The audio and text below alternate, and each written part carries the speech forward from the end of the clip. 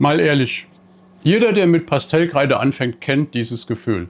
Du hast ein Motiv im Kopf, vielleicht die Katze auf dem Sofa, die dich gerade arrogant mustert, oder der Sonnenuntergang, der so schön war, dass dein Handy ihn völlig ruiniert hat.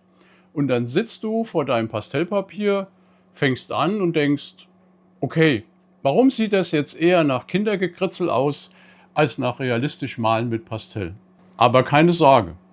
Realistische Pastellmalerei ist kein Hexenwerk, sondern eine Mischung aus Technik, Beobachtungsgabe und ja, du ahnst es schon, Geduld. Heute nehme ich dich mit auf eine Reise durch zwei Klassiker der realistischen Pastellmalerei: Landschaften und Tiere. Warum gerade Pastell für Realismus? Vielleicht fragst du dich, warum Pastell und nicht Öl oder Acryl? Ganz einfach. Mit Pastellkreide kannst du unglaublich feine Übergänge schaffen, die Basis für Realismus. Weiche Hauttöne, flauschiges Fell oder Nebelschwaden im Wald, all das lässt sich mit Pastell nahezu magisch umsetzen. Außerdem, Pastell hat diesen direkten haptischen Zugang. Du hast keinen Pinsel zwischen dir und dem Papier, sondern Kreide und deine Finger. Das heißt, du bist mittendrin im Bild, fast so, als würdest du dein Motiv anfassen. Und genau das spürt man später, wenn man dein fertiges Werk ansieht. Realistisch Landschaften malen mit Pastell. Stell dir vor, du wanderst durch die Berge, der Himmel glüht im Abendrot, die Bäume werfen lange Schatten und irgendwo plätschert ein Bach. Schön, oder? Jetzt die Challenge. All das mit Pastell realistisch festhalten. Tipps für Landschaften. Atmosphäre einfangen. Fang nicht gleich mit den Details an, male zuerst große Farbflächen, also Himmel, Berge, Wiesen, und danach setzt du die Lichter und Schatten. Als nächstes erzeugst du Tiefe.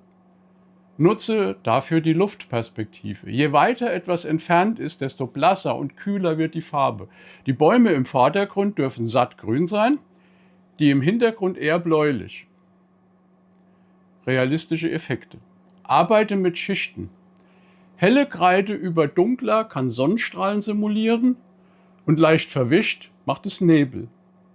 Und das Beste? Eine Landschaft verzeiht dir unheimlich viel. Wenn der Busch ein bisschen wilder aussieht, merkt es kein Mensch, aber der Gesamteindruck wirkt oft schon schnell realistisch. Tiere malen mit Pastellkreide. Oh, die Königsdisziplin. Fell, Federn, Schnurrhaare. Tiere realistisch malen ist eine Mischung aus Chaos und Präzision. Tipps für Tiere: Fell zeichnen. Arbeite Schicht für Schicht. Erst die Grundfarbe, dann die Strähnen, dann einzelne Haare als Highlight. Nicht jedes Haar malen, nur die, die ins Auge springen. Für kurzes Fell mach kleine, kurze Striche. Für langes Fell fließende Bewegungen. Für Flausch Kreide leicht tupfen. Besonderheiten betonen. Bei einem Hund die treuen Augen, bei einer Katze das scharfe Profil, beim Vogel das glänzende Gefieder. So wirkt jedes Tier realistisch, auch wenn nicht jedes Detail hundertprozentig stimmt. Und ganz ehrlich, es macht mega Spaß, wenn du plötzlich das Fell fast kuschelweich wirkt und man beim eigenen Bild das Bedürfnis hat, darüber zu streichen. Realistische Effekte, die Tricks der Profis. Okay, du willst wissen, wie Profis diesen Wow-Effekt hinkriegen. Hier kommen ein paar Geheimwaffen der Pastellmalerei. Erstens, Schichten, Schichten, Schichten. Und keine Angst, Pastell liebt das. Zweitens, Kontraste setzen. Helle Lichter direkt neben dunklen Flächen machen das Bild plastisch. Drittens, kleine Details fürs Auge. Wimpern, Lichtpunkte, Grashalme. Aber Vorsicht, nicht übertreiben, sonst sieht es wieder künstlich aus. Viertens, Kanten bewusst nutzen. Weiche Übergänge für Nebel oder Haut und harte Linien für Fell oder Steine. Das bringt den Realismus. Und das bringt dir Tiefe. Fünftens, fixiere sparsam. Zu viel Fixativ frisst deine Leuchtkraft. Lieber am Ende nur minimal oder so wie ich fixiere überhaupt nicht. Und jetzt dranbleiben. Realistisch malen mit Pastell ist kein Sprint, sondern ein Marathon. Dein erstes Porträt sieht vielleicht aus wie ein Fuchs statt wie dein Hund, aber hey, auch Füchse freuen sich über ein Bild.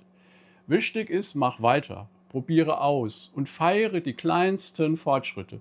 Denn irgendwann wirst du vor deinem eigenen Werk sitzen und irgendjemand sagt: Moment mal, das ist gemalt?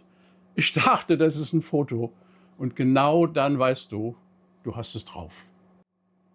Wenn du jetzt mehr über realistische Tiermalerei mit Pastellfarben erfahren möchtest, gib mir ein Like und abonniere meinen neuen Kanal. Ich freue mich über jeden Abonnenten, gerade jetzt, wo der Kanal noch ganz am Anfang steht. Sei gespannt, wie es weitergeht.